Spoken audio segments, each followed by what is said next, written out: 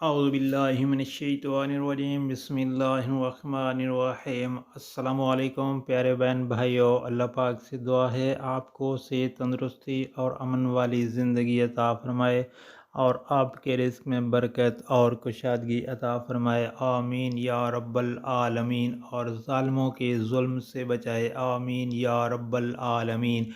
رسول اللہ صلی اللہ علیہ وآلہ وسلم یہ دعا روزانہ پڑھتے تھے: اعوذ باللہ من الشیطان الرجیم، بسم اللہ الرحمن الرحیم، اللہم اجعلنی من الذین اذا احسنوا استبشروا واذا اساءوا استغفروا۔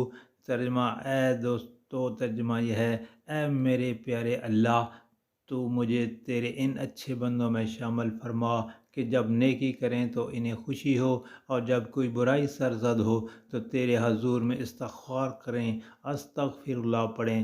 دوستو، نبی پاک صلی اللہ علیہ وآلہ وسلم روزانہ 100 مرتبہ استغفار پڑھتے تھے۔